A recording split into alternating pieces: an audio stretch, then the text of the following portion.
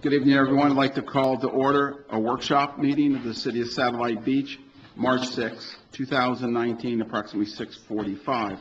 The reason for this meeting is to interview board applicants. We have two tonight. The way the process works is a person just comes to the mic, introduces themselves. I can tell you this is easy, fast, and painless unless Dr. Breimer here causes us any problem, but if not, this should be pretty quick. So I'll start. Susan Savard? Is she here? Thank you, ma'am. Just, if you would, please.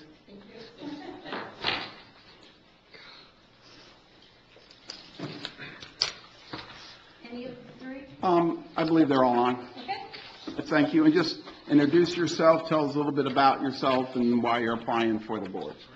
That's what are we doing, a fair contest? My name is Susan Savard. I've lived in Satellite Beach since 2012, except for a brief stint last year where I thought I'm missing all my friends up in Maryland. So I sold my house. I used to live up closer to the base. Sold my house, went back up to Maryland. Spent one winter there with where we had for about 3 weeks minus 5 degrees below zero wind chill factor. I thought, no, my friends can come to Florida and visit me. So I came back.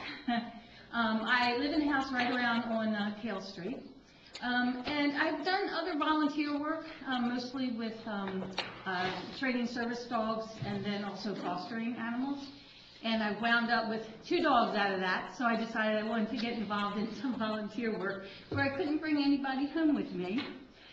So I am interested in getting involved in the community as a volunteer, as a way to give back to the community that I do live in. And I've been retired since October 2011. And I'm ready also to start using my brain cells for a bit more than doing house projects.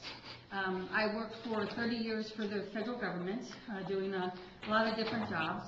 And now that I've been retired for this long, I'm thinking, I just want to get back into something that can use a little bit more of the gray matter that I have to use with the dog work that I do. Great. Thank you very much. Questions from council? Okay. I don't have any. Thank you.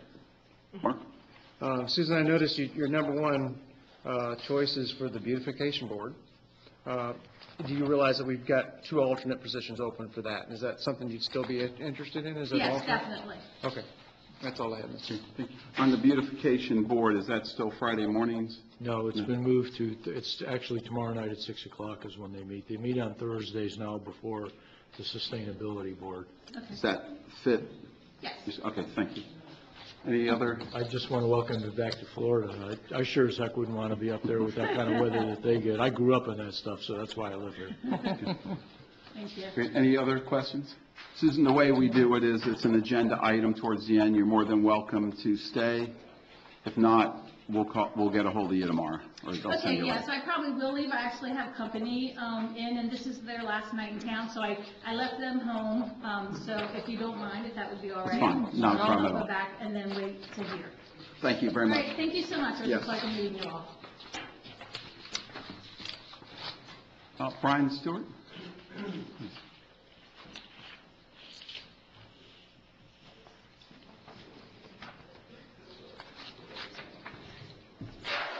Good evening. Good evening.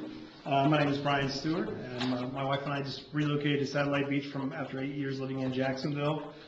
I joined a local company called PracticeWise. It's a local behavioral health company as their CEO. Like her, I just live right around the corner, right up of, I forget the name of my street because of the detour, but it's right up a Kale. Anyway, Coach Road, anyway. Yep. So I spent 7 years in the military, so I have a kind of a personal passion for service. So I figured since my wife and I are now residents here, we don't have any plans to leave anytime soon, particularly with the growth of the company that I joined. I really want to get involved in the community and serve locally. So that's really the short story is I'm here. I want to be planted in this community and be part of it and serve and meet other people that are passionate about it. So Great. that's why I saw the ad in the magazine and said, hey, I want to get involved, and that's why I'm here. So. Great, thank you very much. You checked them all. Is there any one of them that's more? I'll do, basically, I'm one of Okay. those guys that tell me where you need, and I'll serve where I'm needed and figure, I'll Great. look at whatever the Thank you. needs are. So. We definitely have some openings and boards and so Yeah. forth. Board, any questions? Tom? The Board of Adjustment is a board that you checked. There is an alternate seat open on that. But the Board of Adjustment doesn't meet regularly. They Sure. don't meet unless there's an issue, so. Some adjustment needed? Yeah, and that may only be once or twice a year, so if there's. Yeah, I'd rather something that's a little more active, yeah. Okay. Yeah. The Recreation Board has one alternate member, and the Sampson's Island Working Board has 2 alternate members. Those would probably be the choices that are open Yeah. right now to you. Do you have any preferences? Whatever you all feel I would just be best serving the community. Okay. So, yeah. Thank you. Mindy, anything? Well, it looks like there's something for the beautification board as well. Would you, of the 3 of those, would you have anything you would be leaning towards? There's 2 alternates. I'll defer to you all, I mean, y'all probably Okay. know the personalities of that board better and maybe gives the sense of where I would fit in best, where I could serve, so I'll defer to you if you decide. Who is the Recreation Board? How is your, I know we were short there for a little bit. Last meeting, we were pretty full, but if I'm correct, the alternate members are still invited to go to every meeting, and if Yeah. somebody's absent, then the alternate member can be the voting member, is that correct? Yes. Actually, the So- alternate members of boards are not invited to come. We ask you to be there Yes. because if there's something going on that comes up at a meeting Yeah. and the primary member's not there and it's something that was discussed at a prior meeting, you're going to be expected to vote on something. So we Sure. would like to keep people up to speed on what's going on. So we ask that they be there. Great, thank you. As you heard me say before, Yeah, sure. you're more than welcome to stay through our meeting. It's a later agenda item, and I'll wait for the call tomorrow. I've got a honeydew list to do. So. perfect. Thank you very much. Tk you all, have a good evening. Nice to meet Thank you for your Thank you. service, too. Quinn, we only had the 2, correct? Okay, any other business? Okay. This time we'll adjourn this meeting, we'll start the council about 7. Everybody, Jim, everybody ready? Good evening, everyone. I'd like to call to order a regular meeting of the City Council of Satellite Beach, March 6, 2019, approximately 7 p.m. Please join Councilwoman Rozicki for a moment of silence and the pledge. Please stand for a moment of silence.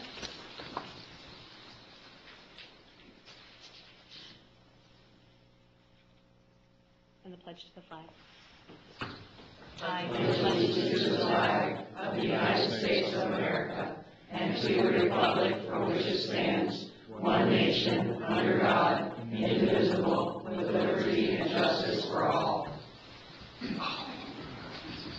Thank you. This time, we'll move to agenda item 3, citizens' comments. This is for non-agenda items, and the order will go is citizens who live in the city limits of Satellite Beach first, and then take any other comments from the citizens. So the mic's open for non-agenda items.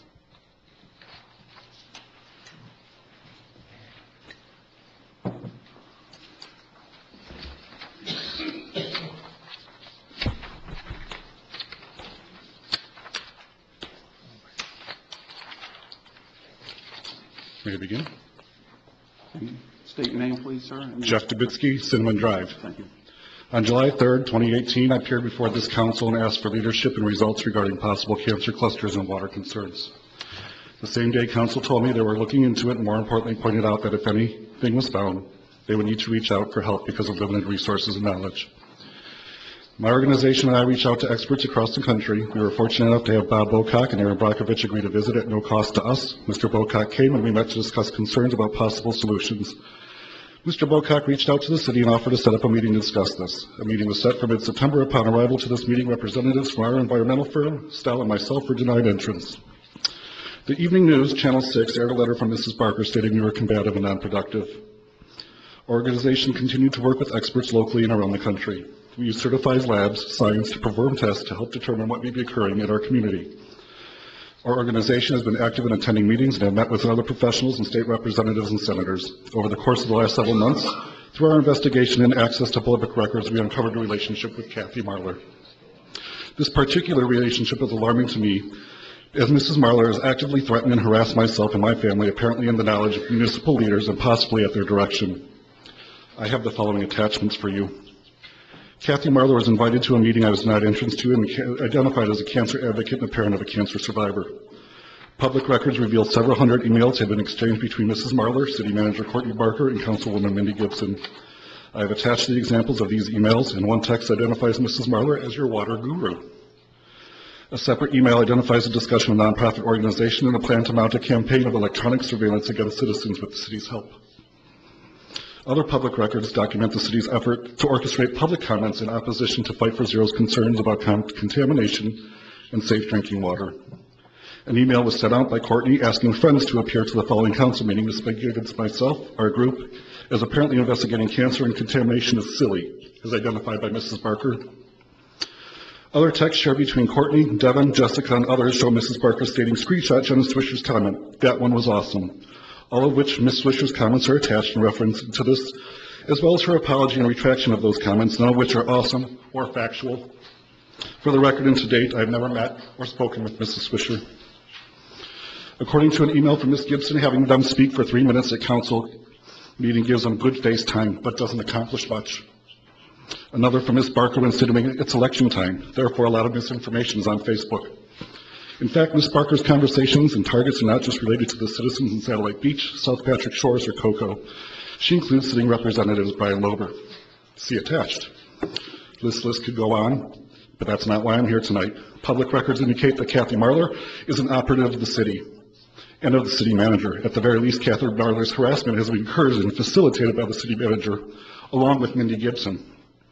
This should be concerning to the citizens and leadership of the city. I have the attached packet to give you.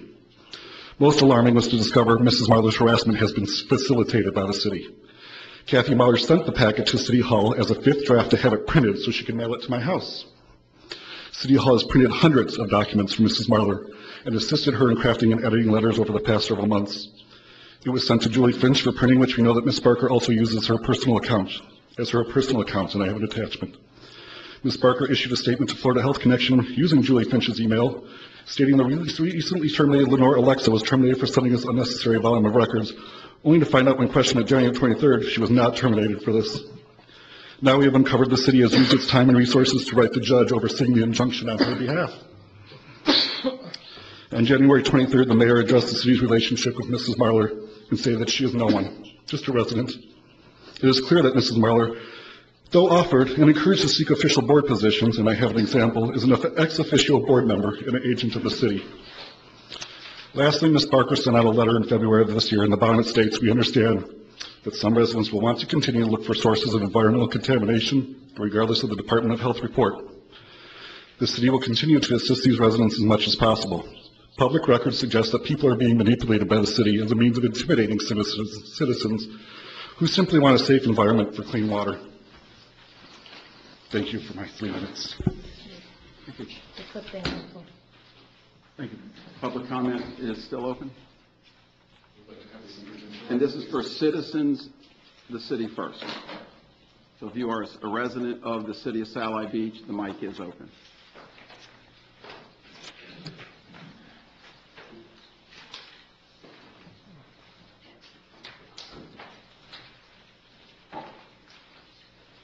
Good evening. John Pope, Rosada Street. Just want to bring something up before the city. It's been an ongoing issue, and I was just going to email you guys, but I decided to come. Didn't realize. I was just going to email them, but I didn't realize we were going to have this big of a crowd. But anyhow, I've called the City of Satellite Beach Police Department a few times on a non-emergency line, and I don't like to do that, one, because there's more important issues, I think, going on from an emergency standpoint. You never know what's going on, and I don't want to clog it up. That being said, I brought some pictures for you, and I'll show you, and I'll show the crowd. This is at the library, right? This is at the library, and it happens on a nightly basis and a weekend basis, all the time. But unfortunately, it's on the side of the library where if our police department has to go, they have to go all the way around. Where is it? I'll show you. I think it's Thank you. the Indian Harbor Beach entrance. If they're on the south side of the library, they're not in our city. So that's not actually true. The City of Satellite Beach goes around the curve to the fence line right there, right? So I've called Indian Harbor Beach, and they say that's not our property, that's Satellite Beach. I call Satellite Beach, they say it's not our property, it's Indian Harbor's property, right? But the point is, it's Satellite's property. Where is it? It's a simple fix. It's on the south side, road goes down. Yes. So I get told right, and it's a simple fix. It's either signs can be put up that says, don't park on the sidewalk, and I understand parking is limited on the weekends because of all the stuff going on, but most of the time on the weekends, people park adjacent to the sidewalk, and it's not a problem. But then you have people that don't respect, and it's for a family of 4 people walking, I don't think I have to say anymore. It's just, I would ask the city if someone Yeah, we'll can, take care of it. thank you, You got it. appreciate it. We got it, thank you.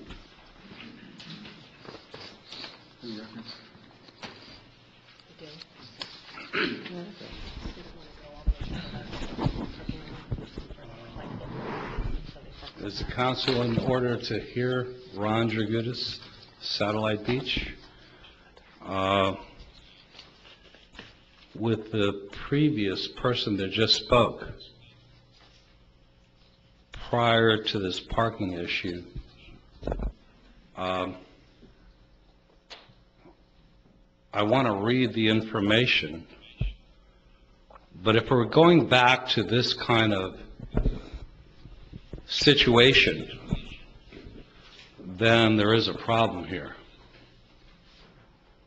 And, Mr. Mayor, I would like you to investigate this situation because it also goes back to the meeting that was held that was where Dale Abrams was sitting there, and she's got pictures. Who's my other half? We are partners, and the issue comes back to the point where we were not allowed, or she was not allowed because I was busy, to enter the meeting that was there. And the individual that, I believe if I understand correctly, was allowed to be at the meeting. Yet Dale Abrams, a citizen, was not. And then this email that he's talking about in regards to people being informed or whatever it is, we have a problem. And that needs to be addressed, Mr. Mayor, and that needs to be addressed correctly. And I'm going to stop at that point because Dale Abrams will speak on it. But what I'm here also concerned about is this. I have heard in the past, and I've been following everything on YouTube and so forth about our financial situation. I remember the day when it started with the budget last year, and everyone was screaming that we don't have enough money to sustain, we don't have this. And it also was a juxtaposition against Amendment 1. Well, obviously, Amendment 1 lost. My issue with this is debt was taken out, lines of credits were taken out, and then I go to myself, wait a second here. Shouldn't the citizens have a relief on their tax burden through the millage rate? And I've said this before, that's over the years, based on property valuations, everything went up. And we had this millage increase, and now I'm seeing more and more spending. And I'm not going to get into the audit report, but that is an agenda item. But this is getting ridiculous. And I'm going to go back even further. What is going on here with this clean water here that the individual talked about? I wanted to talk about something different, and I know my time is running out, but I've got a serious problem about this. Whether it's a citizen in the community or a non-citizen in the community, and getting hit pieces, I've seen that. And I've also lived that. And this is no excuse for us to run this way. Thank you. Podium still open for citizens.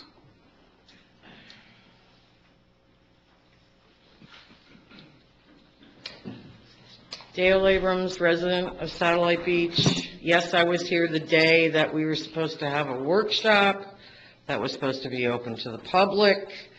I got it on the webpage. I took a picture of it on the board out here, and then I come here and it's closed. I'm a citizen of the community. I wasn't allowed in. I guess maybe I'm not the water guru, okay? I think I'm entitled to know what's going on as far as that's concerned, and it was very disturbing. And I'm still curious about what's happening with the Sunshine Law violation pertaining to this issue, which I kind of keep an eye on at the clerk of court's office, as far as that's concerned. And, we need to get this, we need to fix it, okay? We have a problem, let's fix it. And I know the county is looking at it, the state is looking at it, the city is looking at it, everybody's looking at it, okay? And I think the county could do more, all right? I think the county can do more. And I think that there are people that are pushing the county to do more, okay, as far as that's concerned. I think Patrick Air Force Base, the military, can do more. I don't know if you're familiar with what just happened in Stewart, okay? Their water was affected by the same PFOAs and PFOSs, and they are suing, I believe it's 3M. Am I correct?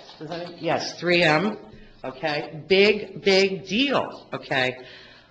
We've got the groundwater issue, which is different than the drinking water issue, as far as that's concerned. But, at the end of the day, we need to admit that we have a situation and we have to fix it. And if it, you got to don't try to hide it like you've done it in the past, whether it's you or the county or the Air Force Base, okay? We've got a governor in place now that wants clean water. He wants to change things, so that's a positive thing. So we really need to address this. And I'm gonna actually mention something about what Ron mentioned. Yes, we have been intimidated. We have received hit pieces. I've got pictures of myself in front of lawn doggers taken by somebody that was doing this undercover work for the city back in the day. You weren't here, you weren't here, okay, at the time. All right, now we got a new group of people that's going out and doing hit pieces. And it's true. You people, there are people out there that are doing that, and basically the reason why they're doing it is because they want us to sit down and shut up. They don't want us to voice our opinion. And I encourage everybody that's on YouTube watching this, you either need to come here to a meeting or you need to watch it on YouTube, okay? It's better if you show up here and have a voice in what's going on. And pay attention to the financials, because there's issues. Mike still open for residents? Any further resident? Good evening, Council. Dan Wellerman, Satellite Beach resident. I didn't intend on speaking tonight. I don't have a script. I'm not reading off bullet points or anything like that. But it sounds to me like we have a situation here with public trust. And I know for a fact, I was here for that meeting that was closed, everything was shut down. Some residents were allowed in, some residents weren't. It, depends on who was unproductive or not. But there is a root concern that I have in this, in that the meeting was posted originally as a public workshop. It was posted on the website as a public workshop. And I go to the website probably just about as much as Dale Abrams back here. I'm constantly getting good information from it. And things change, but there's never any record of what changes. That notice, that public workshop notice, poof, it was gone, just like that, and replaced with a cancellation notice. There wasn't any log of where that document went, where, whether it still exists or not. So I propose a solution to that. And I'd like to suggest that the website be modified in such a manner as to keep track of when changes are made to documents on that website. Much like Wikipedia, when you change something on Wikipedia, a record is kept of who changed it and why.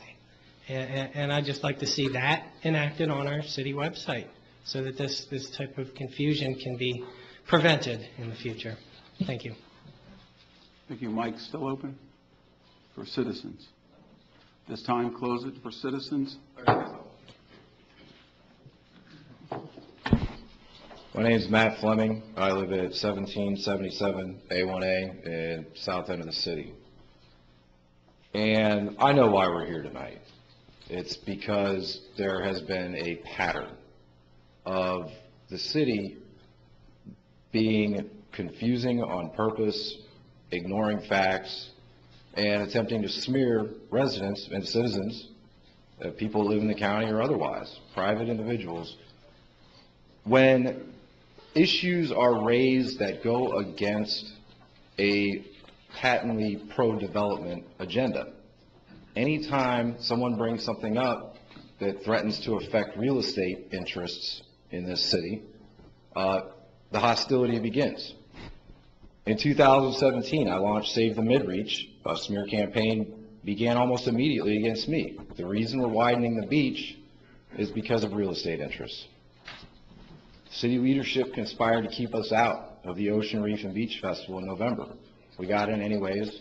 I was aggressively confronted by Frank Catino and Courtney Barker, insinuating, demanding, and aggressively accusing me of presenting false information, which I wasn't. Nourishment began after NERMA. We began highlighting the poor quality of the material. The smear campaign intensified.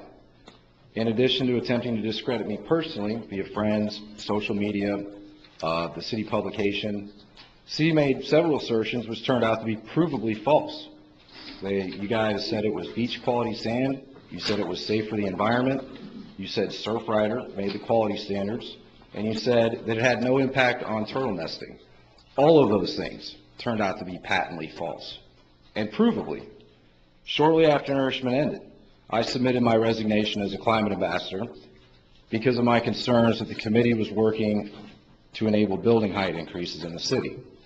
In an email responding to my resignation, Courtney Barker falsely claimed that I quit because of my stance on Nourishment. She said I was never personally attacked, and she said I was being combative. That's all provably false.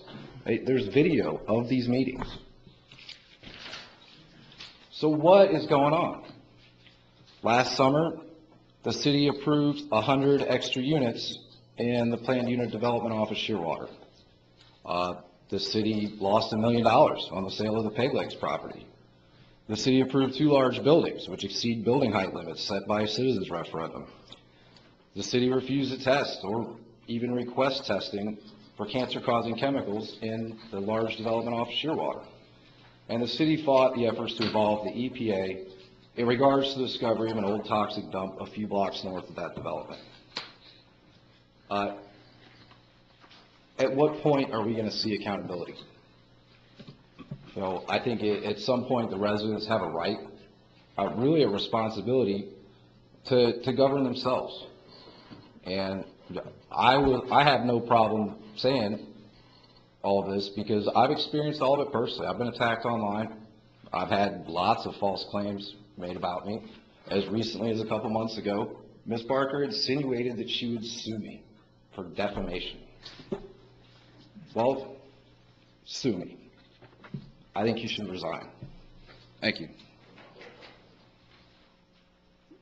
Citizens, comment is still open for citizens. Hearing no further citizens, open for non-citizens. Sorry, non-citizens.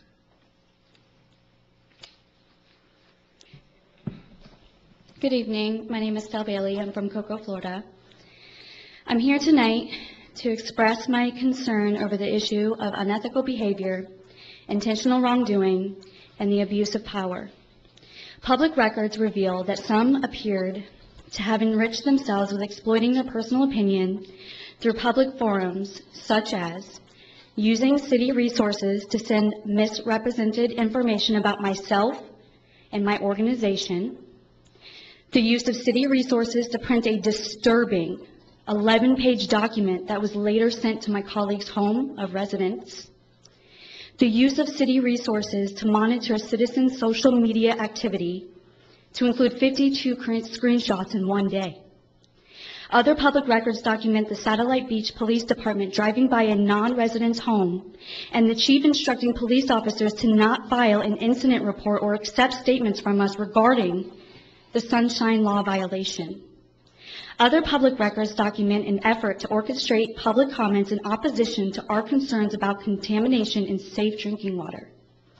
It's actions like this that undermine public trust in government. I began my work in 2014, and in the past 9 months, I spent over 20,500 hours, drove over 3,100 miles, and spent my life savings to support this community here in Satellite Beach, because I believe in this so much. I made several attempts to work with the city starting on June 29th, 2018, then again on July 9th, July 27th, August 9th, and September 22nd. Additionally, I gave the city an opportunity to be a guest speaker at a July 20th meeting that we canceled in an effort to work with the city so that they could reveal their results. Then once again, I attempted to have a meeting with the city in September with Bob Bocock, Aaron Brockovich's water expert. With military bases being investigated across the country, it's naive to assume that PFOA and PFOS is not an issue of concern, along with other toxic contaminants of health concerns. This is why I stand before you again today advocating for many voices seemingly unheard inside your community. I request that this unethical behavior cease immediately. Let's bring transparency and accountability back into Satellite Beach. Thank you.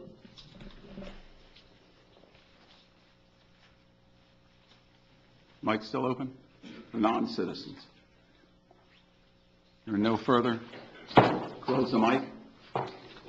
Sorry, I thought someone else was moving. Hi, I'm Karen Colby, and I live at Indian Harbor Beach, which is 32937. I would like to remind everybody present and everybody that's not here that 32937 is not Satellite Beach. It is Indian Harbor Beach, too.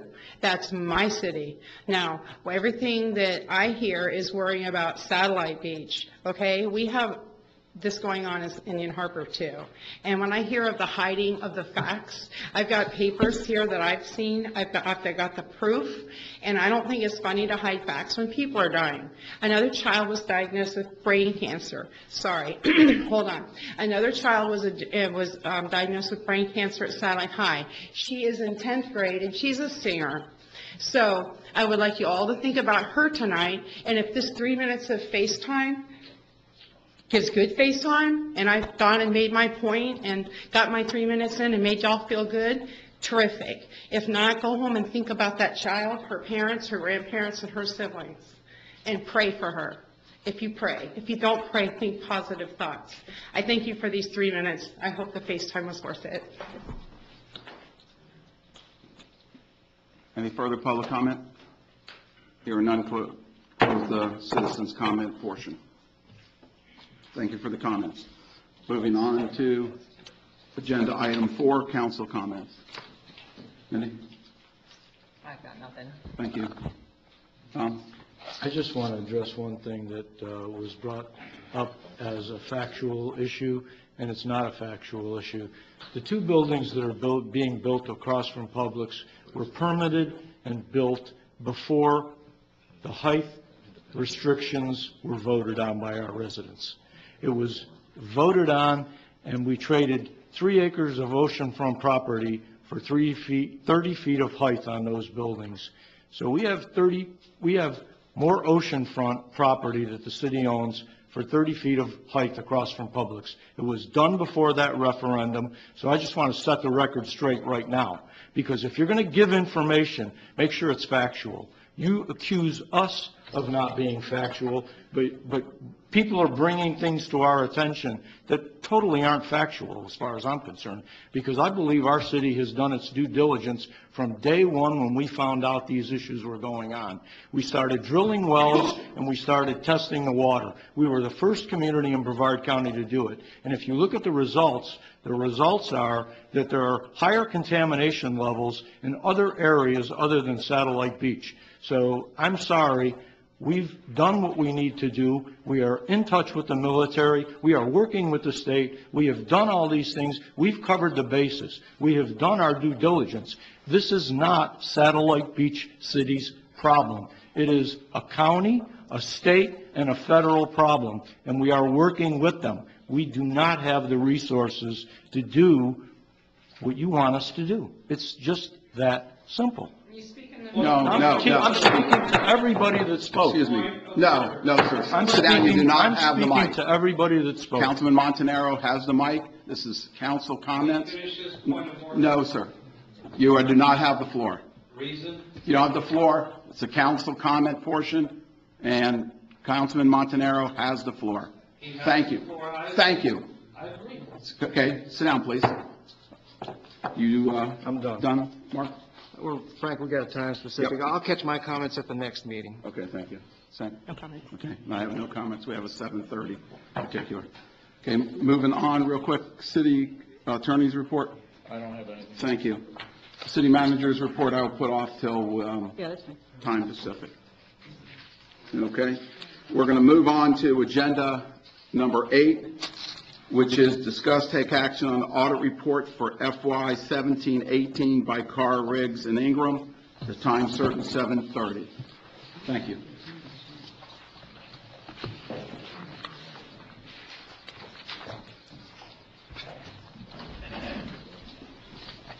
Are these on? They're on. Okay. Good evening. Good evening. I'm Yvonne Claiborne. I'm the audit partner with Carr, Riggs, and Ingram. With me tonight is David Knowlton, the audit supervisor for the audit this year. We are here tonight to present the audit report for the fiscal year ended September 30, 2018. And in the interest of developing talent, I am going to let David take it from here. Thank you, Yvonne. So we're going to start with the financials, and we're going to flip to page 11. Page 11 is the CAFRA Award for Excellence in Financial Reporting. Last year was the first year that the city developed the CAFRA report, and they won this award in their first year. It's a commendable feat, and it's not something that's easily achieved.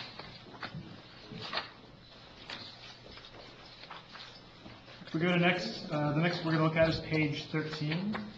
Page 13 is the audit opinion. This is a clean report. It's an unmodified opinion. And if we flip to the next page, on page 14, you'll see that we make reference to a change in accounting principle. This is the first of many places where GASB 75, which is the change in other post-employment benefits, is going to be noted in the financial report.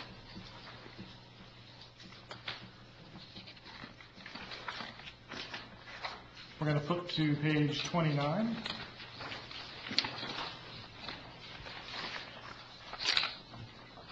Page 29 is the statement of net position for your government-wide financial statements. These financial statements are prepared on a full accrual basis, like what you'd find in a commercial company. We do have an unrestricted negative deficit in net position, primarily due to the OPEB, or the other post-employment benefits liability, and the aggregate net pension liability of $5.5 and $7.7 million. On the next page, we're going to look at the adoption of GASB 75, which is the change in other post-employment benefits, resulted in a prior period adjustment, which you'll see of $3.4 million. This is due to the changes in adopting the standard, which were retroactive into the prior year. And there's going to be more information on the OPEB and the pensions, which are discussed in the footnotes, starting on page 65. So the other post-employment benefits footnote went from about 2 pages to about 6. And it's going to have a lot more information now regarding the actuarial assumptions and the detail that goes into calculating the liability for other post-employment benefits.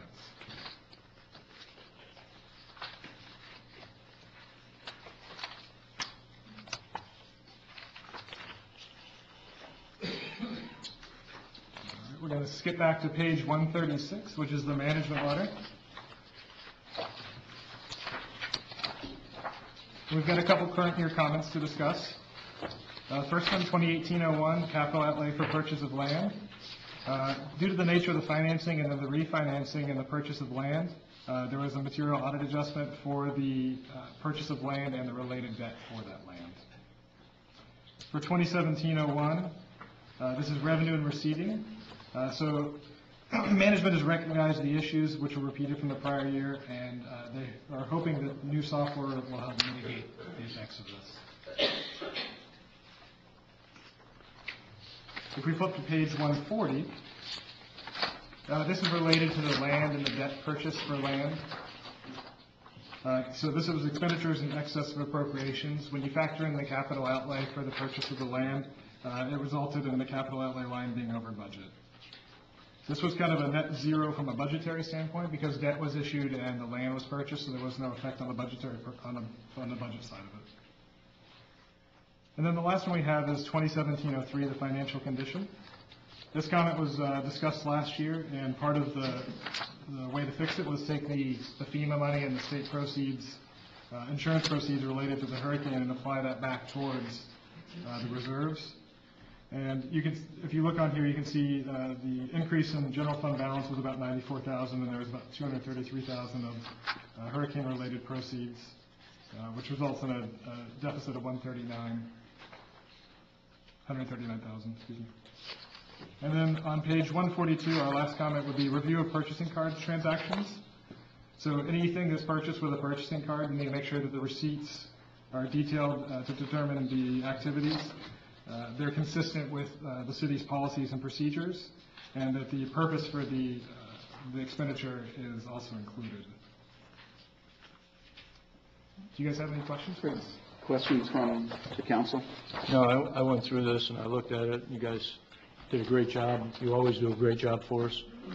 We appreciate any time you bring things to our attention that we can correct and do better the next time. So thank you very much. Thank you. Thank you. Question, Mark? Just going back to page 11 regarding the, you mentioned, just kind of highlighted the certificate of achievement. Can you just kind of summarize how that process works and the degree of depth that goes into when a city participates in that process? This document will be submitted to the Government Finance Officers Association. There is a pool of reviewers across the nation, volunteers basically, that work in the government industry that will take this document. There's a checklist that they have to go through. It's actually 79 pages, the checklist is, and line by line, and they go through the checklist and make sure that this information that's in the document is includes all the required elements, all the elements required by generally accepted accounting principles. It also includes the statistical section, which is not required by generally accepted accounting standards. It's additional information to provide additional transparency in your financial information. And it'll also look into not only do you meet the standards, but is it presented in a format where the information is clear and transparent so it becomes a usable document. Okay. So. And again, not everybody participates in the program. That was my next question. It's a not small level of participation. It's a voluntary program. That's the other thing. Okay. Your bondholders and other financing sources do like to see people that participate in the program because they know that they're going to get that additional statistical information and transparency that they need to make good decisions and whether or not to extend credit. Good summary, and you answered my next two questions before I had a chance to ask them. So thank you, guys. Very good. Thank you. Thank you. Jody, any questions? Mindy, any questions? Mark, no. Okay, this time open up for public comment on agenda item 8.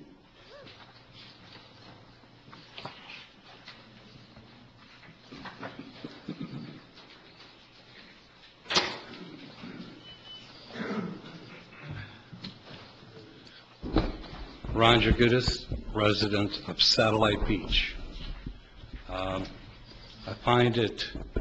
I think I saw a comment where it's a clean audit, and yet it disturbs me that the material item with the land purchase, and I know it was a complicated situation from what I read. My issue with that is, why isn't staff, and maybe this is a learning curve, why isn't staff contacting the CPAs if they run into a situation like that.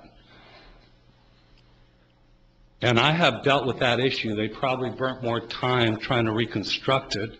I'm not 100% sure about it, but I was a partner in a CPA firm, and I saw these things kind of go on in certain places, and I would go to my clients and say, call if you have an issue. And then this is another issue. It's $788,000 of a land purchase. And I'm not quite clear on how it was written when an LLC was involved. And naturally, Mr. Mayor, I am going to ask for document requests about this. It's a given. And that should be brought into the scope of things. And we have quarterly statements updated, and I know it was stated here that not necessarily GAAP, not necessarily GASB. I get all that.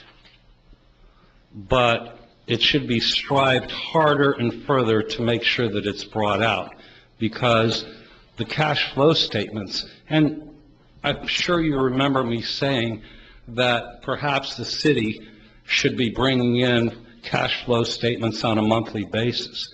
And I've talked about this before, that when we have changes to the budget and so forth,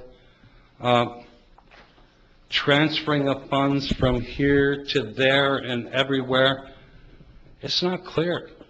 And nobody can explain some of my questions that I've had. And I am upset about the fact that land is being purchased and we have debt issues. It's going to come to a fruition with debt issues, the way we're spending. And I can have looks here every which way of what is going on.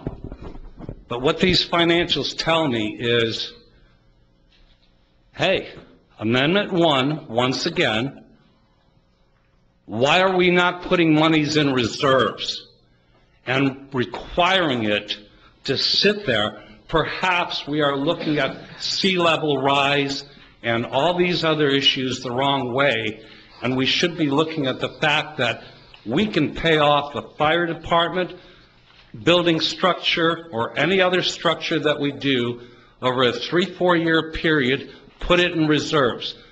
Do we even have the monies for cash flow if a storm hits here? I question that. And I will continue questioning that. Our reserves need to be built, and we should not be borrowing. It's just like a condo association where you put reserves on the side for each capital project. Heck, we can't even do something on the beach for these beach accesses. We've got other priorities, as I hear, and I understand that. We're not doing it the right way. That is my opinion, maybe not yours. And I'm all right with that. Thank you. Mike, still open for this agenda item?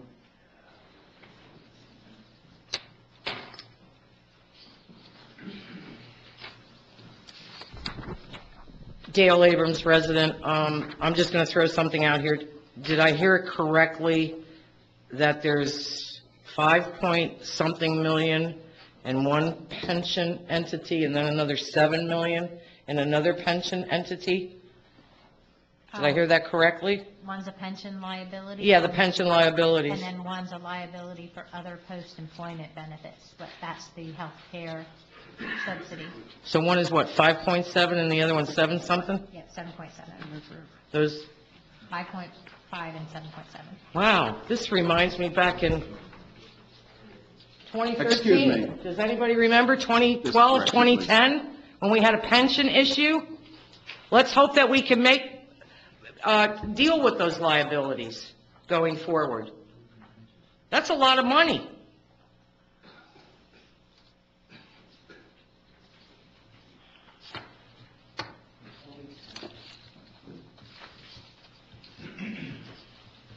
Hi, Daniel Genovese, Park Avenue, and I'm here to talk about my favorite subject, Park Avenue. I'm looking at the ordinance number 1170, page 2, line 3. Sir? Excuse me. Sir? This is concerning the audit report. This is not, we're not on 1170. Oh, am I ahead of the game or am I behind the game? You're neither, but 1170 will come up. Oh, I That issue, apologize. That's number 7. It is not this one. Okay, Thank you. thanks. We're on agenda item 8, the audit report. Any further comments? Hearing no further comment, bring it back to council. Any further council comments or report from the city Need a staff? motion to accept. Yeah, well, in a second. Just- Any further council? I'll Any make- comment? Okay. I'll make a motion to accept the comprehensive annual financial report, City of Satellite Beach, provided by Carr, Riggs, and Ingram. I have a motion by Vice Mayor Brimer, second by Councilman Montanaro. Any discussion? I know we've been over it a bunch, so. Gwen? Councilwoman Gibson? Yes. Councilwoman Montanaro? Yes. Councilwoman Rozicki? Yes. Vice Mayor Brimer? Yes. And Mayor Catino? Yes. Motion passes. Moving on to agenda item 6, manager's report. Thank you very much. Thank you. Courtney? Thank you, Mayor. On Saturday, March 30th, the annual Relay for Life of South Brevard Beaches will be at the new location at Pelican Beach Park from 3 to 9 p.m. The relay is the signature fundraiser for the American Cancer Society and raises money for cancer research along with free programs and services offered locally. For any more information, the contact information is in my report. The city's Community Redevelopment Agency has closed on the sale of the DeSoto and State Road A1A property to Doubles Restaurant. We will be holding a kind of groundbreaking, so we've tasked some of our staff to start inviting the county staff and the county commission to come also. So it should be a good event, and we're trying to see if we can get some of the chambers to help us with that event. Brevard County has opened the portion of has approved the portion of the Surreal tax funds, this Save Our Indian River Lagoon tax funds, that are the muck dredging match for the cities of Satellite Beach and Indian Harbor Beach. As such, our state appropriation requests have the approved required match for the project. So I just wanted to make sure that you're aware of that. Councilwoman Gibson, Montanaro, and Assistant City Manager Liz Allward and I will be out of the office on March 26th to the 28th in Tallahassee for the League of Cities Action Days, and I've attached that information to my report. And I wanted to give you an update. I had a conference call with DOT this morning on the intersection of State Road A1A and Roosevelt. We went through the issue with the sidewalk there that they would like to put in. We also talked about the signalized intersection that they said was not warranted.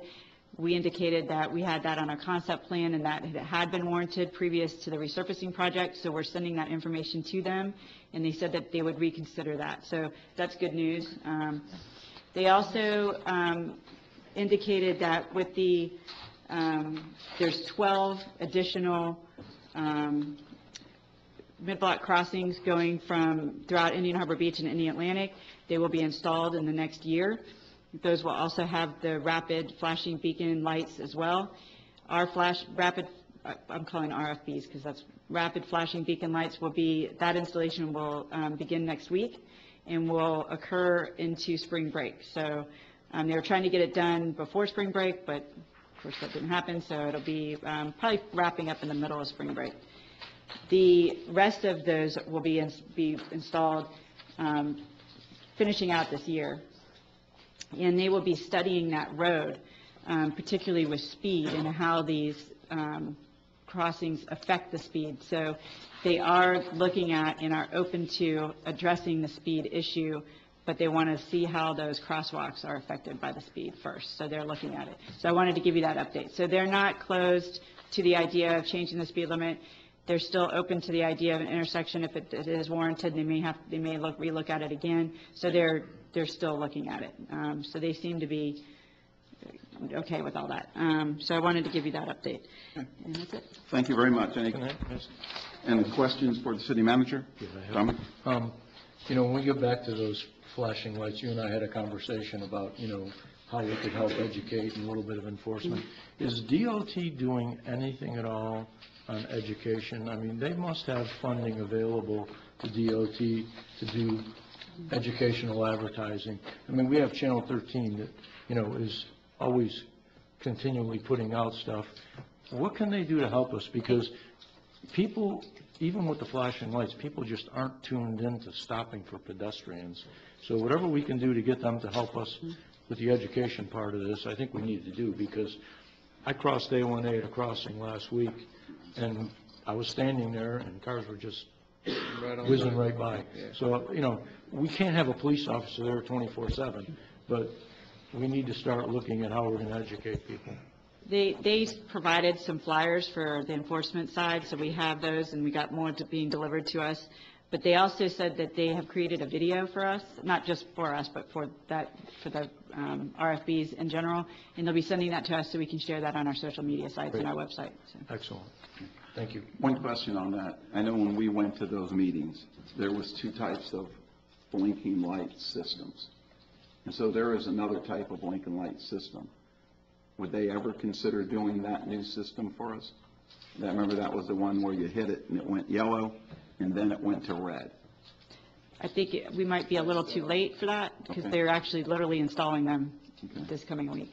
I remember we went to it and, you know, we asked that question.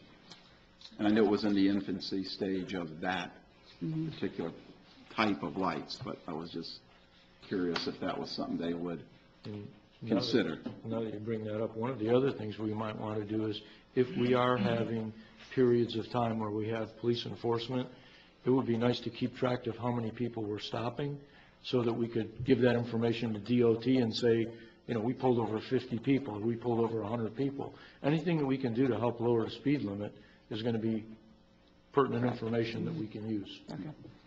Any other questions to our city manager? I do, real quick. What was the discussion on the sidewalks? What did they say? Well, What was the discussion on the sidewalks? So they're installing a sidewalk from Roosevelt to Grant, and that is supposed to hook into the pedestrian crossing there. Okay. But I did say, you know, Roosevelt is a through street. It's, you know, a popular road. The likelihood that people are going to walk all the way to Grant to cross A1A is pretty slim, so we might want to relook at that light, and they agreed that they would do that. We have, I believe, a permit application in for the gas station that's right there on the corner, which would give us another sidewalk in front of that location as well. Okay. Yeah, whatever we do, I mean, I want the stoplight too. I think that it's a safety concern. I mean, I grew up here, and I've witnessed several accidents happen, and I've mentioned that before. But I don't want it to deter from the sidewalks on the west side of A1A. I mean, that absolutely needs to occur, and it needs to be, And you know, that's continuous. a separate study. So that is a study that is going from 192 to Pineda. Okay. And that is to do an infill gap of the west side sidewalk. And there's some east side when you go over to Indian Atlantic. So they're looking at sidewalks particularly and bike lanes. And that study, I think, is going to wrap up by the end of this year. So that is a separate study that the TPO is involved in too. Thank you. Any further from council? Thank you, Courtney. Moving on to agenda item 7, ordinance 1170. Jim? Ordinance number 1170, an ordinance of the City of Satellite Beach, Brevard County, Florida, updating the 5-year schedule of capital improvements of the city's comprehensive plan as mandated by Florida Statute Section 163.3177 sub 3 sub B, providing a conflicts clause, providing severability clause, providing an effective date. The second reading of ordinance number 1170. I'll make a motion to adopt ordinance number 1170 on second reading. Second. I have a motion by Vice Mayor Brimer, second by Councilman Montanaro. Further discussion on your second reading of ordinance 1170 from council? Hearing none, open up for public comment on ordinance 1170, agenda item 7. It wasn't boring. So I'm happy to see that Park Avenue is on the boards. With the previous city renewal, I was concerned that Park Avenue is being ignored. So I'm looking at the line item 3 on page 2, and this is Park Avenue improvements. Estimated cost is $150,000, and fiscal year 2019 and 2020 is $150,000. So, I guess what I want to know is, what are we getting for our money? Well, that's interesting. I'm kind of glad you came because we're going to need you, I think. We need to meet with your street to talk about sidewalks and how important that is to the street. That'd be fantastic. Some people like sidewalks and some people don't, so we'll do Well, I can whatever the understand residents that. want. And I know, if you talk to my neighbors, the first thing they talk about is, well, I don't want to take any of my property. So it's up to you all.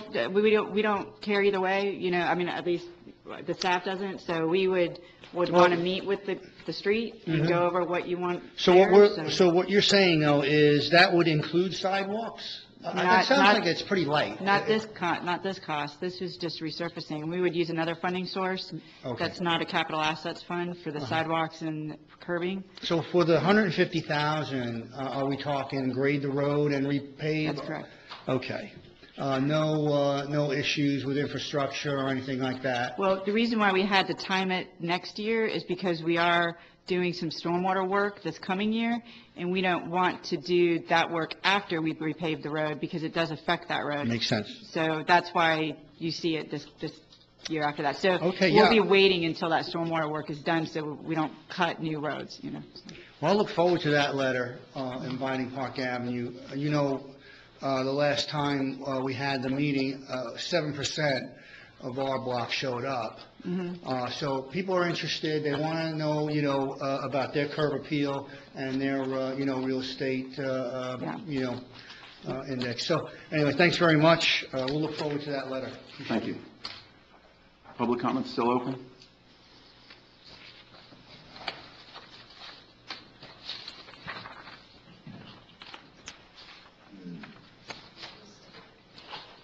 John Pope, Rosada Street. I didn't plan on asking any questions, but I got a couple.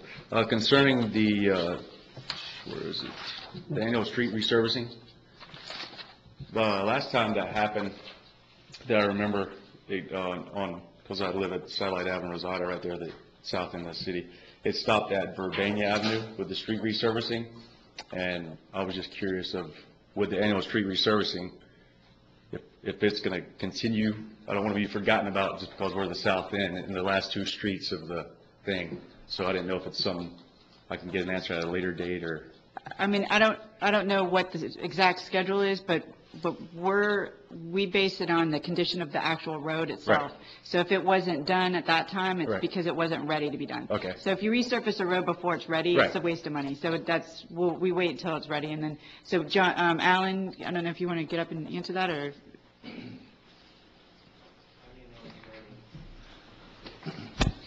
The issue with Rosada is that Rosada is a very long road, and it is in need of resurfacing and milling. You see, when you drive down Rosada, it's got the big hump in there. So it does need to be milled and resurfaced, but the cost of that, doing the rest of those streets that had never been paved, that kind of precluded Rosada from being included in that paving cycle.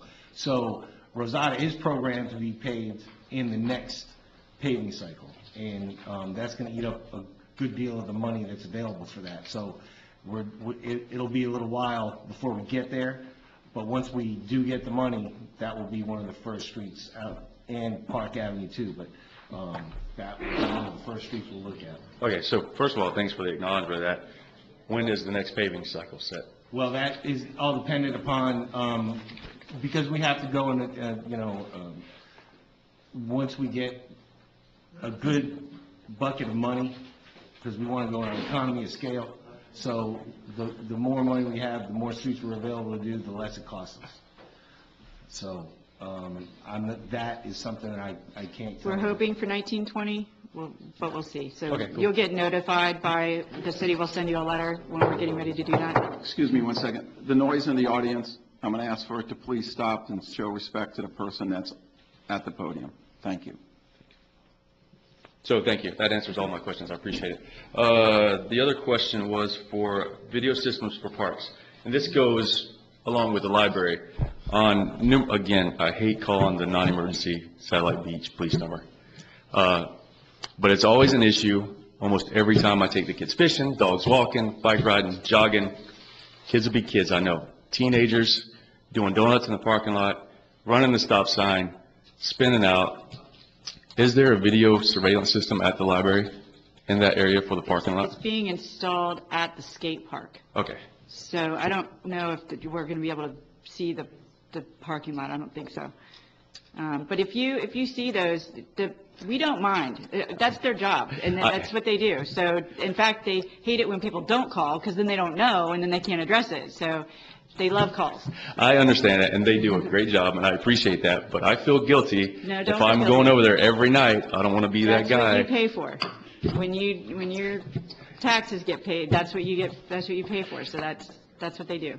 That's their job. Okay, but just in the future, it might be something the city wants to look at in that area. I know they might not have the money now, but just entering and leaving the library, because there's so many kids over there, and God forbid something happens, and we don't have their surveillance, and it's at the skate park only. So just in the future, maybe something to talk about. Thank you so much. Very much. Mic's still open. I'm asking, please, again, last time I'm not warning anybody, please no talking from the audience. Thank you.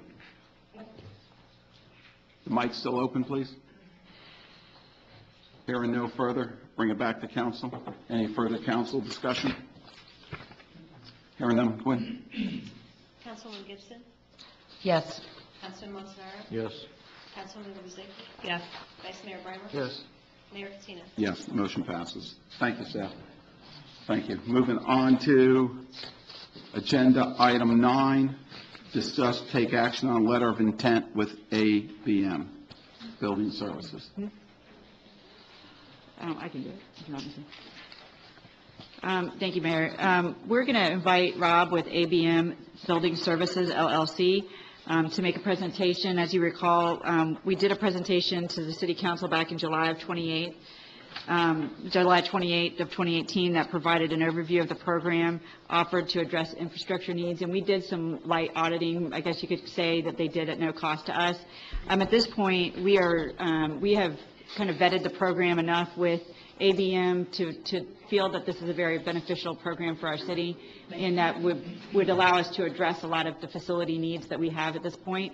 So we asked Rob to come in, do a short presentation to you, and I know that we met with each of you individually so we could explain it in depth, but tonight we're going to be asking you to approve the letter of intent with ABM Building Services to proceed with an investment grade audit, and then we're going to ask you to enter into a short-term HVAC support service agreement to address some immediate HVAC needs with the city. So we'll go ahead. Thank you. Rob Duncan from ABM. As the city manager described, city staff and ABM has been working together since the presentation we made at the budget workshop last July. And as promised at that time, we're bringing a program back to you for your consideration of next steps.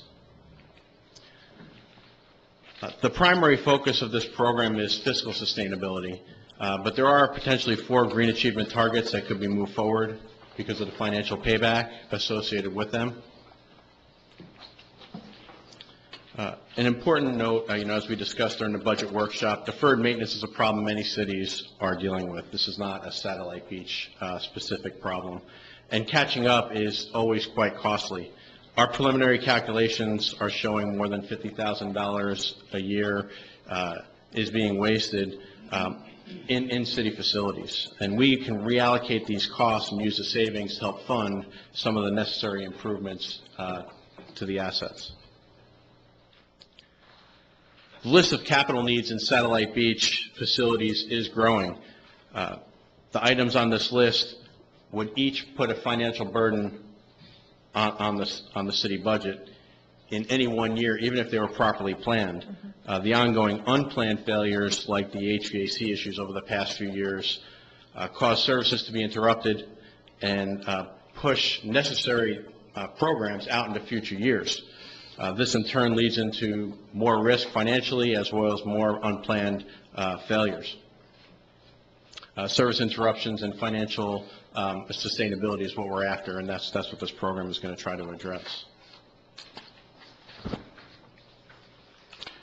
In the budgetary example that's up here, the capital contribution would be about $80,000 a year. To put that number in perspective, replacing the roof at Schechter Center will cost about $400,000.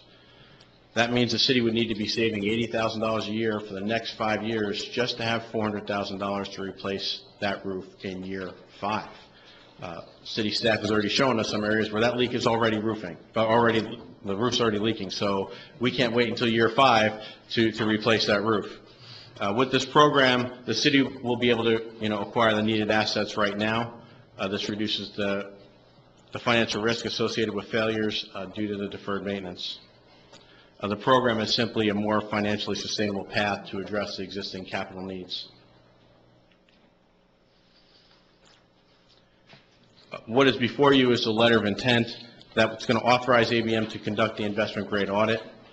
ABM has very clear obligations of what must be delivered.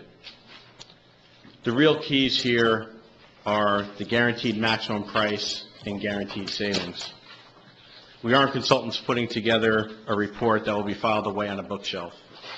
We are partners who will actually implement the program, including installing and maintaining assets, which will guarantee the performance.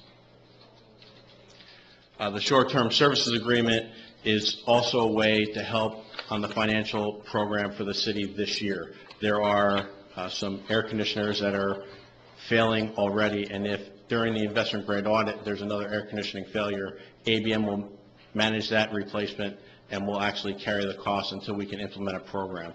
This way it can be included in the financing and not hit this year's budget. We've already had a couple of air conditioning failures unplanned this year, and any more is going to become a real problem with the reserves. With the approval of the letter of intent tonight, we're going to begin the investment grade audit right away, and we expect to be back before the city within 2 months with a program ready to execute. And with that, we are here for any questions. Great, thank you very much. And I know I met personally with you and Courtney, and you explained it. So basically what we're doing, or I perceive what's happening here, is we're taking our cost and spreading it over a time, making sure we get the things repaired when they need it at a lower cost and saving. That savings pays for the addition of these services. That's correct. All the items we're talking about are long-term assets. So we're talking about mechanical upgrades, we're talking about roofs, we're talking about things that are 15, 20-year lifespan, and we're going to be, putting together financing programs so they can be paid for over the life of the assets. And normally, I would never recommend going out to debt service with maintenance issues, but the energy savings part of the program covers that cost of the, going out to a finance scenario. And also, the financing is attractive to us because of the reserves. So we'll be protecting that fund balance, which is what we need to do until we get it back up to what we need to be in case of, another storm. So that's why staff is strongly recommending moving forward. It does two things, or three things really. It gets us back on track with maintenance issues with our facilities.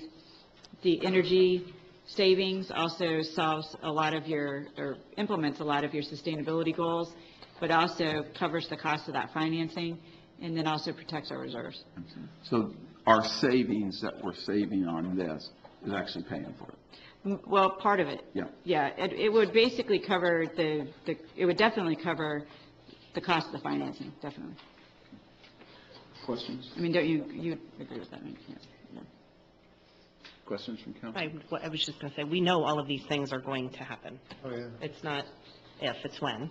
So I think it's logical to have a standard budget amount to plan on every year and not have the unknown.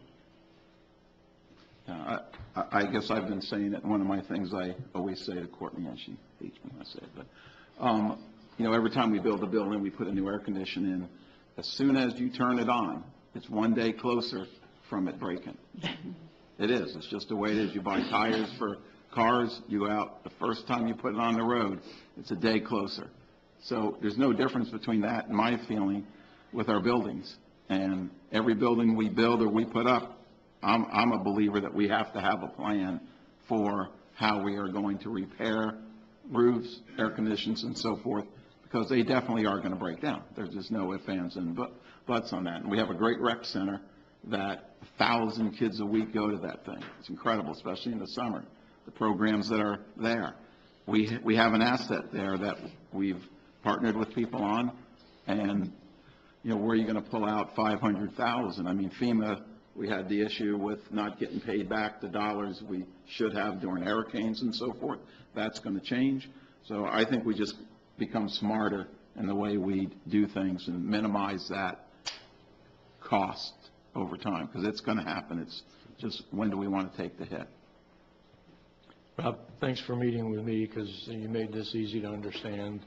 You know, the discussions that we talked about with the audit for some of the things that are, you know, improvements that we can make, and then there's improvements that we may not necessarily want to make because they just aren't really going to, the cost and the bang for the buck isn't going to be there. So I kind of like that aspect of this too, because it, you know, it gives us ideas on where we can save and where we really aren't going to save. And the fact that we can fix the things that need to be fixed, you know, in a timely manner when they need to be fixed is, you know, is definitely a plus to the city. So thank you. Great. Any further comment from council? I'll make a motion to move forward with the letter of intent with ABM Building Services LLC to proceed with an investment grade audit and short-term HVAC support service agreement. I'll second that, and I also want Motion to by Vice Mayor. make a quick comment, though. Oops. Cut me off. When No, you're making you were second something, so I was just making sure we announced the second. Okay, so I have a motion by Councilman, Vice Mayor Brimer. I have a second by Councilwoman Gibson. Councilwoman Gibson has further comment. I just wanted to say that we're going into this agreement with you, but we can get out of it if we want to. Obviously, we have the money that we'll spend for you to do the research into it, but if we're not, you know, and you've admitted if we don't get the savings that you guarantee us, it's guaranteed savings. I'm just saying this so everyone understands, because we all had conversations with them, and I think it's important that we make it clear to you guys the conversation that we had. So basically, they're going to go through everything. They're going to basically guarantee a certain number of savings, and they're going to guarantee this. And if we don't see that savings, then, you know, they have to pay us the difference of that. So it's right, am I correct when I say that? Thank you. So yeah, for clarification, in the investment grade audit, if we don't meet our obligations in the investment grade audit, the city is under no obligation to do anything with us and is under no obligation to pay us. So there's no obligation if we don't meet our obligations on the investment grade audit. If we do, and the city does go forward with the program, then we're going to have a guaranteed maximum price, which means if we miss something and we have to do something that we didn't account for, it's on us, it's on the city. There's no change orders for the stuff that we missed. We're also going to guarantee the savings. So what we put up there is $50,000 that we've identified so far. Whatever that number is, we're going to guarantee it. We're going to be in front of you with an audit every single year to show you exactly what's been saved, and if we're short, we write a check for the difference. So far, we've been saving more than what we're guaranteeing, so there becomes more budgetary relief than what we're guaranteeing. But yes, we are required to, by statute, compensate for the difference if we miss our guarantee. And the other question is, how long have you guys been in business for now? ABM has been in business since 1909, so we've been around for a couple of years. So you're not going to take our money and run, so you're pretty well established. Probably not going to go anywhere anytime soon. Okay, thank you. Okay, thank you. At this time, open up for public comment on this agenda item. I'll take citizens first. Hearing none, comment period's open for anybody. Hearing no public comment, bring it back to council. Further council comments? Gwen? Okay. Councilman Montanaro? Yes. Councilwoman Mozicki? Yes. Councilwoman Gibson? Yes. Vice Mayor Brimer? Yes. And Mayor Patino? Yes, motion passes. I have nothing. Thank you. Thank you, Steph. Moving on to agenda item 10, discuss take action on the purchase of a 2019 Toyota Highlander hybrid and equipment. Thank you, Mayor. In the fall of 2018, we had a 2005 Ford Explorer with approximately 160,000 miles. Had a major engine failure that was too cost prohibitive to repair, so we're recommending to purchase a 2019 Toyota Highlander hybrid. And again, that's part of your sustainability goals. The requested amount for purchase is $42,641. We did get this bid price from the Florida Sheriff's Association. And there's no direct budget impact, as the funds to cover the vehicle and equipment will be reallocated with the budget amendment. So we don't have an increase in budget. We figured out how to move money from one place to another, so. Okay. Great. Further comment from council? Just one question. Courtney, I know years ago, we had looked at the leasing of this kind of stuff versus the purchase, and I never get to call you and ask you about that, but do you have any thoughts as a purchase versus lease? And I had to put you on the spot, Yeah, we did do that analysis when I Okay. first started working here. We just get so much more out of the cars when we own them.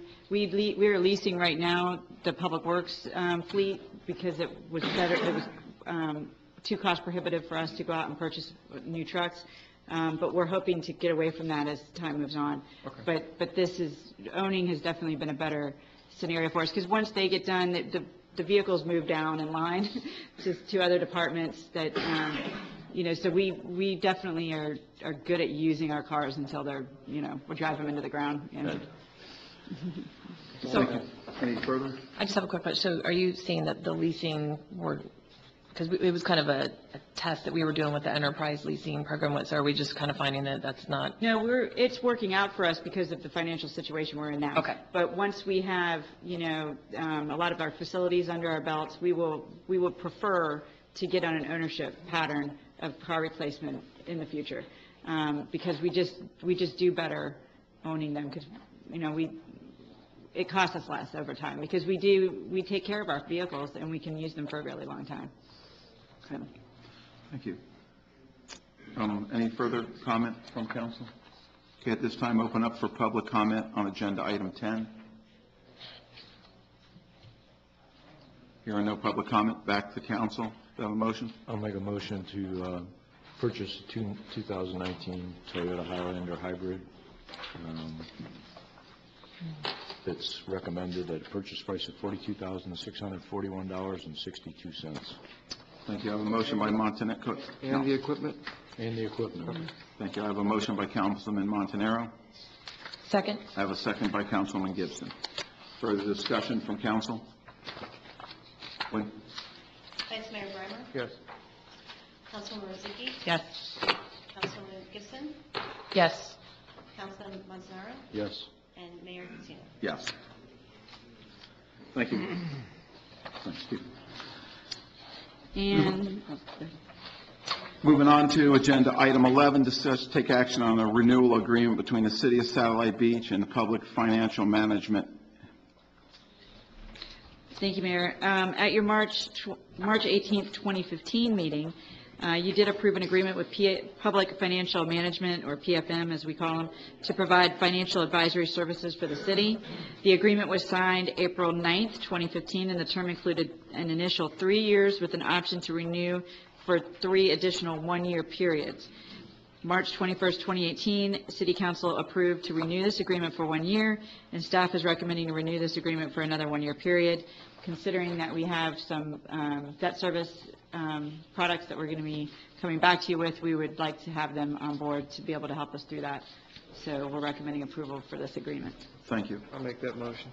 I have a motion by Vice Mayor Breimer. Do I have a second? Second? Second by Councilwoman Gibson. This time, open up for public comment on agenda item 11. Hearing none. Bring it back to council. Any council comments?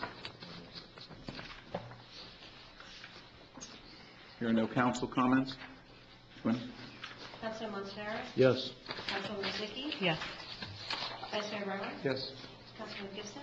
Yes. Mayor Patino? Yes, motion passes. Thank you, staff. Moving on to agenda item 12, discuss, take action on implementing BS&A accounting software. Thank you, Mayor. So I've come to you guys this evening to talk about some of the current issues we have with our accounting software. Fund Balance, what is supported by Tyler Technologies, is currently who we use. It is a service that has been around for a long time, and they're struggling with trying to update and keep updated with all the new technologies that are going on. Government Accounting Standards Board, known as GASB, has been putting a lot of standards out there. They're talking about being more transparent. They've even talked about whether or not governments are going to start doing cash flow statements. All of those types of things, we would need a software that would be, have the ability to handle all of that. Currently, our software just can't do it. They push things into Excel, and I do a lot of things with the Excel documents. If this BSNA software would have the ability to really push reports just straight out of their system, which I think would be very beneficial. We also have ADP who handles our payroll. The recommendation to bring BSNA on would be to bring payroll back in-house as well. So currently it's about $50,000 a year that we spend for both fund balance and for ADP. And the way this software would work, obviously, since it's a capital item, it would be, you pay for it up front. So we budget $50,000. This year, if we signed off on it, we would amend the budget to add an additional $30,000 for this fiscal year to start the payment process for this. And then next fiscal year, we would budget for the additional 40 because I've already just put the 50,000 in. And then the following year, we would only be spending $9,960 for all the remaining future years. So that's a $40,000 savings each year after that. So yes, the initial cost is expensive to pay for the software, but then it's a $10,000 software for the remaining years. This is a software that I've vetted out with many, many different cities. I'm with the financial government's financial officers and also with the GFOA. Talked to many different cities, not only just in Florida, but also around nationwide. This company is based out of Michigan. But there's a lot of actual cities here just in Brevard County that are switching over to it that I've talked to. West Melbourne is one. Titusville has been talking about it. Rockledge, Cape Canaveral. So, and all of these cities have been very happy with the service that they're getting with them. And so I just think that it would be a good opportunity for us to take to move us into to the new era, I guess is the best way to say that, and be able to make sure that our financials stay as transparent as possible and be able to stay in compliant with all the new statutes and rules that are coming down. What do you look at as the life cycle of this product? I mean, you say $9,960 a year. Is that for 10 years, 15 years, 5 years? The agreement that we have is as long as we would intend to make it. So I mean, as long as the software works, and I don't anticipate for it to.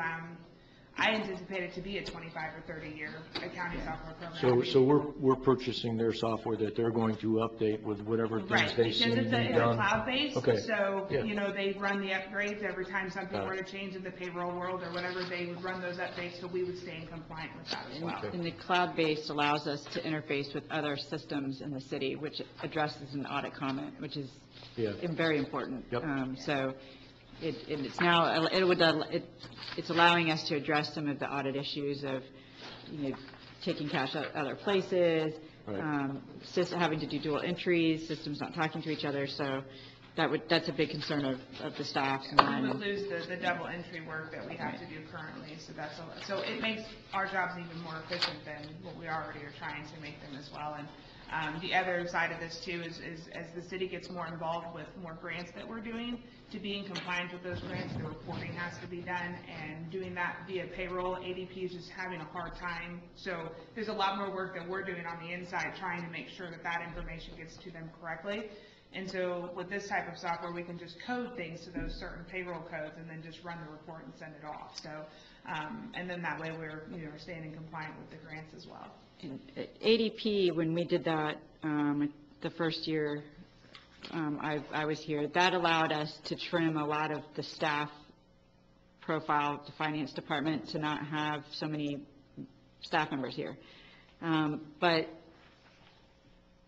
what it's done is there's a lot of problems sometimes with the ADP, and this program would allow us to bring the payroll back into the finance department without having to hire anyone to do it. So after 2021, we will be saving $40,000 in costs because of this program, because we won't have to have ADP.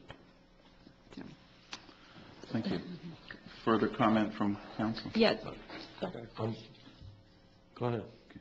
So is this a guarantee? So we see things come into us, and you know, we hear that this the sales pitch, because, obviously, when you're trying to sell something, you're going to say something good, and we say that we aren't going to need another person, but what is the possibility that you're going to get into this, and the payroll side of it is going, because I personally am okay with this as long as we don't have a month down the road, 2 months, 3 months, and say, we need to hire ADP back, or we need to hire another person. I would not be okay with that if we were to I purchase understand this. that. I'll be honest with you, I think payroll will take less time than it currently does. I personally have a lot of experience with payroll, and Nissa has a lot of experience with payroll, Thomas has a lot of experience. And it'll be the learning curve with the employees to teach them the new way how we're gonna do things, because it'll be how they enter their time is gonna be a little different. But once that portion is down, it really should run very smoothly. So I do not anticipate at all to ever go back to ADP or to have to hire on another employee to help with it. We had a whole employee before I got here that only did payroll, and we have yet to figure out why that was necessary. I've had a lot So- of experience with, quarterly reports and cutting W-2s and paying the federal taxes. So all of that information is not new to any of us, even though ADP is the one who always did it. It's not something that in our department that is the unknown. We know it and we understand it, and so it's not a problem. I do want to make sure that I make comment, though, that this is a contract that we are piggybacking off of, and I will have to get you the city, because I apologize, it's not in this, but that's one of the, we looked at West Melbourne's, and then we were able to piggyback off of a city that was literally identical to ours, and that was the reason we were able to do it this way via the RFP process. Thank you. Further, Mark? Just, Courtney, usually somewhere in this process, we hear about 10 or 20 or 30 other cities that have this. Do we have any idea of where else this software is implemented? West Melbourne has it. Rockledge just implemented it. Cape Canaveral is, I know, at least implementing a piece of it, because you can buy different modules. And Titusville, I just found out, was Titusville's actually just signing switching. on to it as well. There are a slew of others. I just thought those And it's were not just a Brevard, it's all over the state Yes. type thing. It is I guess all that over was the my question. nation. It is all over the nation, because Okay. they're based out of Michigan. I thought the ones that were in Brevard County would be key, but no, they're all over the place. That's the question I wanted to ask, is how widespread it was. Yes. Sorry, I kind of got too Nationwide. narrow there, sorry about that. Nationwide. Yeah. Is on your side? Sorry. Any? I'll make a Jody, motion. hold on, just one more second, thank you. Two quick questions. Is there any cost for canceling ADP? No. We're not using No, these because services we're not anymore? under a contract with them. So it's really, for us, it's just a month-to-month thing with them. It's, I think, a 30-day notice, and we'll take care of that. And it's the same way with Tyler Tech. We renewed them in June, and so it would just be a notice to them, as well as a 30-day notice, just letting them know.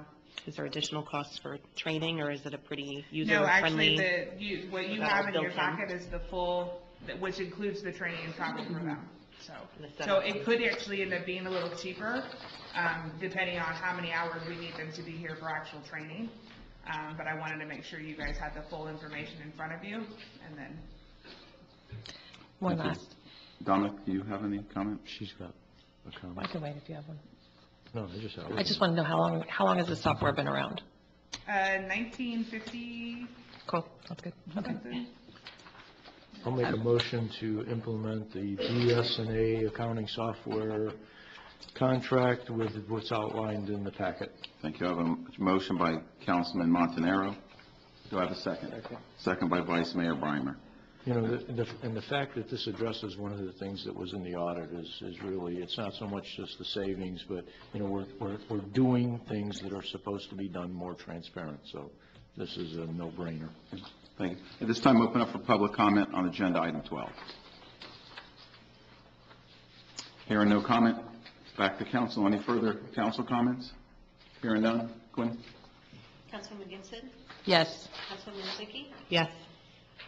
Councilman, Vice Mayor Breimer? Yes. Councilman Montanaro? Yes. And Mayor Patino? Yes. Thank you. Thank you, staff. Thank Thank you. you And very just much. so you know, once we start this process, it should be fully implemented by October 1. Thank you. Moving on to agenda item 13, which is to propose items for our next regular meeting, March 20th. And we're also going to have a CRA meeting on that Yes. day also, just to let you know. Can I just say something real quick about this? So this item 13 is designed to give council and the community an idea of what could be coming the next meeting, but it's proposed, and it says it on there as a proposed. So there may be things that drop off here if we're not ready by that meeting, which happened with 2 items. They moved from this meeting that we're having right now to the 20th meeting because we weren't ready for them, and we wanted to schedule, we thought it would be better to schedule it with the CRA meeting. So I wanted to make sure people understood that just because it's in here, that it's a proposed regular meeting, and that the agenda items on here may change. So if you see it change, it's not a conspiracy. It's because we didn't have it ready yet, and we just wanted to move it because it would be better that way. Okay? Thank you. Thank you. You sure? And, Just saying, not a conspiracy. and if you have additional items or anything you'd like on it, please see our city manager. Thank you. Thank you, staff, on that one. Moving on to agenda item 14, which is appointments to boards. We did Suzanne Savard and Brian Stewart tonight. I'll make a motion to appoint Susan Savard to the Beautification Board as an alternate member, and Brian Stewart to the Recreation Board as an alternate member. Second. I have a motion by Councilman Montanaro, second by Councilman Gibson. Further discussion? Hearing none. Quinn? Good choice. Vice Mayor Breimer? Yes. Councilwoman Wozzicki? Yes. Councilwoman Gibson? Yes. Councilman Montanaro? Yes. And Mayor Patino? Yes, thank you. We have a reappointment. Quinn, do we? Okay. And, I missed that. yes, it was an update. The email, I don't have it. Let me see here. It's not in the packet. It's not in the packet, so, It was a revised item.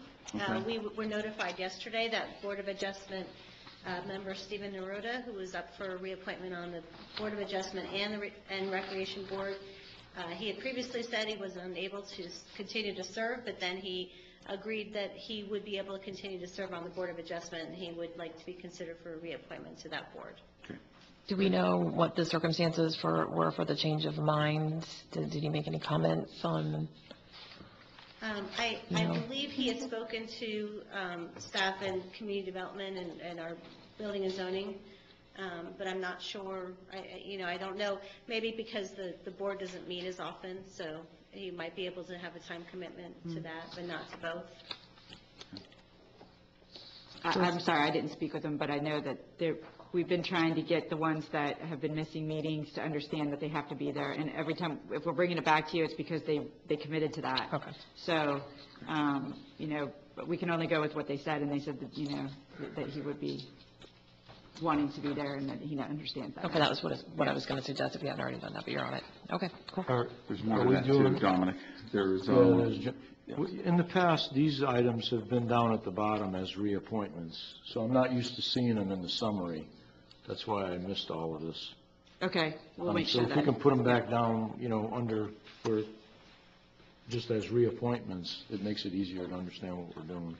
there's So I'll a make a few here, motion. if you would. I think there's 3. Yeah, I'll make a motion to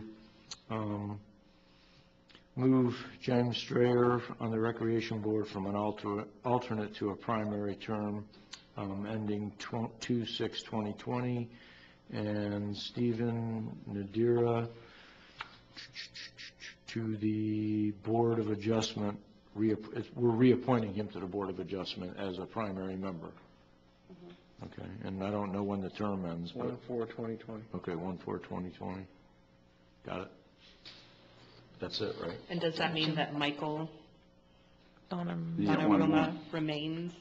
Michael Dorma from an alternate to a primary member for the remainder of his term ending on 1/4/20. Thank you. A motion by Councilman Montanaro. No, he would I don't- he would yeah, remain that as doesn't an make sense. alternate until the end of his term. Okay. He was going So to. we're not moving him into Stephen's position, in other words, so Just we're not keeping him. doing anything with him, he's just staying where he is. Right. Yeah, It's if we can- confusing there. Yeah, it is. Okay. We need that, so it's... Need a second? Please. Second. Yeah. Okay, I have a Sorry. motion by Councilman Montanaro, second by Councilwoman Gibson. Further discussion from council? Too much pressure. Hearing none. Vice Mayor Breimer? Yes. Councilman Rozicki, Yes. Councilwoman Gibson, Yes. Councilman Montanaro, Yes. and Mayor Patino. Yes, motion passes. Thank you. Moving on to agenda item 15, approval of minutes. I'd like to make a motion to approve the regular city council meeting minutes, unapproved minutes, approve the minutes for February 20th, 2019, and that would be it. Thank you. I have a motion by Councilman Gibson.